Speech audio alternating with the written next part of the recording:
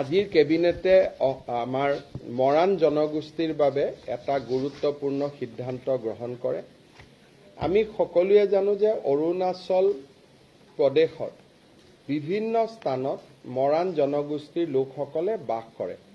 কিন্তু অৰুণাচল চৰকাৰে তেওঁলোকৰ যিয়ে অসুবিধা নহওক কিয় এই যুৱক যুৱতীসকলক বা বাসিন্দাসকলক স্থায়ী নাগৰিকত্বৰ প্ৰমাণপত্ৰ নিদিয়া বাবে বা PRC নিদিয়া বাবে অৰুণাচলত তেখেতসকলে বিভিন্ন সুবিধাৰ পৰা বঞ্চিত হ'বলগীয়া হয়। বিষয়টোৰ সম্পৰ্কত অৰুণাচলৰ মুখ্যমন্ত্ৰীৰ লগত মই যোগাযোগত আছো।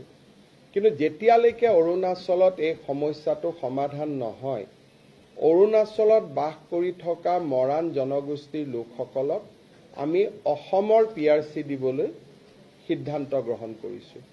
ইয়াৰ ফলত তেখেতসকলে অসমৰ চাকৰিৰ বাবেও নিজক চাকৰিত তেওঁলোকে প্ৰাৰ্থিত্ব দিব পাৰিব। অসমৰ মেডিকেল ইঞ্জিনিয়াৰিং কলেজ আদিতো তেওঁলোকে অংশগ্ৰহণৰ সুবিধা পাব আৰু মৰাণ জনগোষ্ঠীৰ বাবে যি আমি ৰিজাৰ্ভেশ্যন কৰি থোৱা আছে তাতো তেওঁলোকে পৰীক্ষা দিবলৈ সুবিধা পাব। মই ভাবো যে এইটো অসমৰ আটাইতকৈ প্ৰাচীনতম জনগোষ্ঠী মৰাণ জনগোষ্ঠীৰ বাবে আজি কেবিনেটে এটা ঐতিহাসিক সিদ্ধান্ত গ্ৰহণ কৰে।